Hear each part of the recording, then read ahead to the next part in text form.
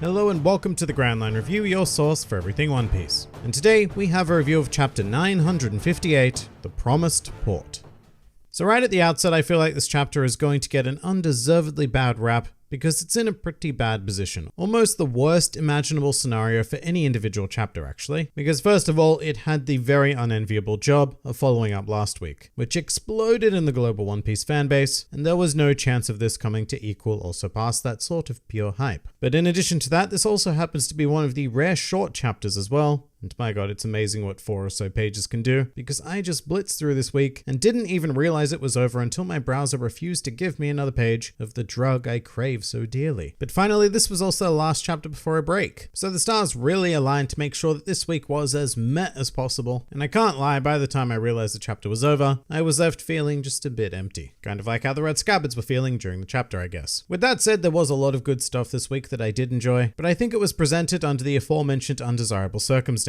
There was, however, one thing that I really strongly did not like, but we're going to start positive, and that is right at the beginning, oddly enough. Odd because I don't think I ever start these reviews at the beginning. But I loved the opening with Oden, primarily because it was a nice, smooth transition from last week, where the endless hype was brought back around to focus on Wano and Oden specifically. So starting this chapter with a bit of his time aboard the Oro Jackson was a great move to lead us into Act 3. Plus, there's definitely no complaining from me anytime that we get to see the Roger Pirates, which very notably, in a post-Stampede world, does not include any image of Douglas Bullet. So it looks like he'll probably be remaining a film-only villain and not entering the canon, just like Zephyr and Tesoro. It was a real treat to see the Oro Jackson itself though, especially presented in that beautiful panel with the sparkling water. It's such a simple device but so effective, and I think the sparkling water actually adds to the idea of nostalgia, and that this was something that took place back in the good old days. But the best part about seeing the Oro Jackson is always being reminded that there is a giant egg aboard the ship and perpetuating the mystery of what it contains. My favorite panel of this entire flashback section though is definitely seeing young Shanks and Buggy. Shanks in particular because in his more youthful days, he just bears so much similarity to Luffy, and in general it's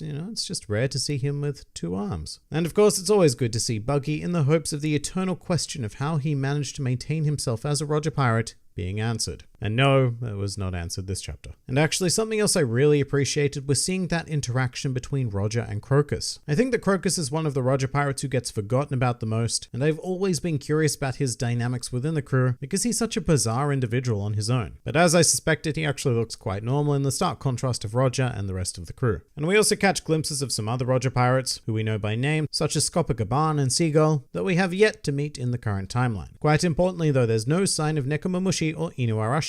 So it looks like this event would have taken place quite close to when the Roger Pirates landed on Raftel, and you know what? There's actually nothing to say that didn't happen after they visited Raftel, given how focused everyone is on Oden and offering to help him. Sadly, Oden himself remains a legendary silhouette, and it's getting to the point where I'm just super keen to see what this man looks like. It's actually pretty insane how much this character has been built up over the course of the last few arcs, being an integral aspect in the lives of Roger, Whitebeard, Shanks, Kaido, and the list probably goes on. Wano really is an arc like no other. Like Oden isn't your standard ruler like say Cobra or Riku, who are all very important within the world no doubt, but Oden and therefore his legacy are so deeply rooted in the core of the One Piece world. So as much as Wano is a country isolated from the rest of the world, I suspect that what happens here is most certainly going to reshape that existence as we know it. Oh, and something else, while it's difficult to tell from a mere silhouette, it doesn't look like Oden is wielding either of his blades. So either he just isn't carrying them aboard the ship, which seems a reasonable enough assumption, or he got them after returning to Wano. And whatever the case, I suppose we should return to Wano now, and in glorious news, this chapter actually provides us with one of the most stunning panels of the entire arc in my opinion, which is the one that features the Red Scabbards looking upon the restless seas in the rain.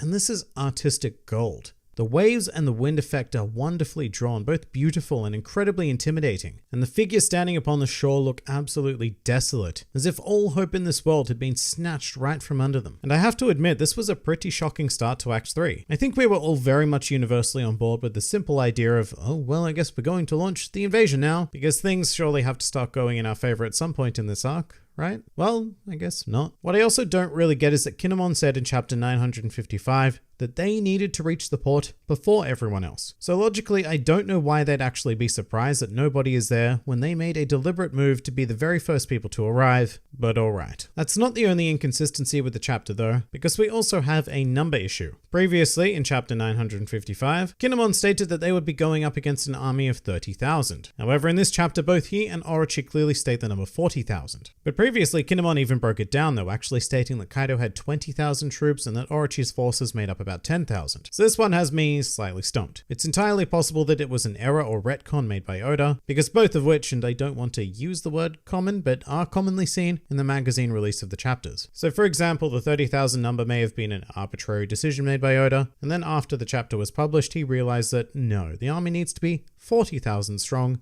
for the story to work. And exactly what that reason is, who knows? But if there was a good cause, then I think that would justify needing to state that number twice in this one chapter, to really drill the new number into the heads of the readers and do away with that pesky 30,000. Whatever the case, the true mystery here is why the Scabbards have all of a sudden been cut off from seemingly everyone and everything. None of the theories that the characters pose really provide an answer for that, because if the fleet was attacked, then surely someone would have communicated that to the Scabbards. Now, of course, Oda is free to prove me wrong, but I don't see a scenario in which absolutely all of the forces on Wano, including the Straw Hats, the Heart Pirates, the Udon prisoners, Shutamaru's bandits, etc., the list goes on, but I don't see a situation in which they were all simultaneously quelled. The situation feels a lot more to me like something has happened to the Scabbards rather than anyone else. And you know what, it actually reminds me of an episode of Star Trek Next Generation, where weird things were happening all over the Enterprise, but in the end it turned out that it was actually one weird thing that happened to Dr. Crusher, who had been a victim of Wesley's science experiment. So if you want the most crackpot of ideas, I would propose that the Scabbards had been transported through time. And I go back to time travel because it's such a difficult element to ignore given that it's already been introduced as a possibility. But it's an explanation that actually kind of fits the situation. They've been transported either forwards or backwards in time, and that's why none of the people they know are there, because they've either already begun and possibly concluded the battle, or because they have yet to assemble. Same thing for why Kinemon can't communicate with everyone. And perhaps what they are seeing is the ruins of their attempt to combat Kaido. And with that in mind, it would be pretty cool if during the next chapter it began with the Allied forces ready to disembark going, so where's Kinemon and everyone else?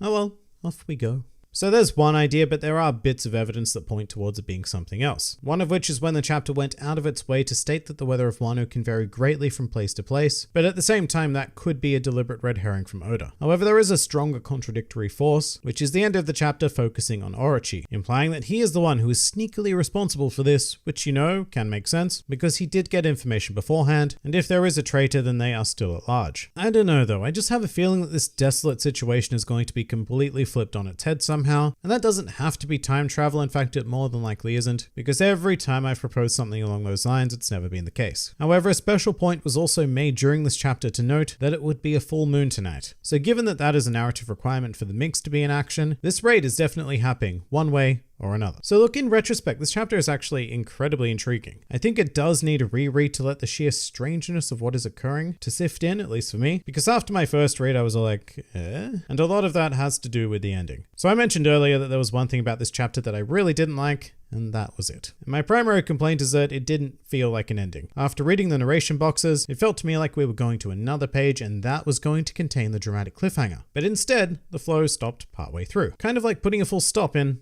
the middle of a sentence. Now once again, some of that may be because it was a short chapter, so my internal One Piece clock was still very much set for a couple more pages, and when they didn't come, I was just like, oh. And some of it may be also that I find ending on Orochi's face highly unsatisfying. He's one of the most unlikable characters that Wano has to offer, and a close-up of his smug Wario moustache isn't that great a cliffhanger for me, because it doesn't fill me with anticipation or fear, or any kind of emotion leaving that sort of desired impact. What it does is it leaves me feeling mildly annoyed, because Orochi's face was the very last thing I saw. And some people might and probably do feel very differently here, but to me this chapter feels like it's missing an ending, and every time I've gone through it, it's just left me with a weird anticlimactic aftertaste. Oh, and the fact that there's a break immediately after this does not help at all. The break would have been much more welcome after last week's chapter, because that was something that really needed digesting, and we hadn't begun Act 3 yet, whereas this week just begs to move immediately onwards because we have just dipped our toes into Act 3. One more great thing about the chapter though was Kinemon's speech, and this is a moment that I can see being done to perfection in the anime. Emotional cries for help are always heavily enhanced, but even reading the manga gave me a very I want to live moment from Nico Robin vibe, and it's nice because I've never seen Kinemon this desperate. He's pouring everything his heart has to offer out here, except unlike Nico Robin and Enies Lobby, nobody is there to respond. It portrays such overwhelming loneliness and despair, and while I don't like Orochi's face, it is contrasted nicely against his pure glee. So yeah, good chapter with a great opening, beautiful art, a hint of intrigue, but a highly disappointing ending that will be lingering over me for the next 2 weeks. And that pretty much does it for chapter 958. If you enjoyed this video and the content this channel produced in general, then please do consider donating to the Grand Line Review Patreon, because the support of all of you amazing people is what continues to make this channel possible. And if you'd like to see more videos like this but applied to other anime and manga series, then please do check out my second channel, New World Review, for all of your wider needs. And if you'd like to join the fun at any time, then please do head over to my Discord server, where a wide array of shenaniganry takes place on a daily basis. And finally, please do comment with your thoughts on the chapter. This has been the Grand Line Review, and I'll see you next time.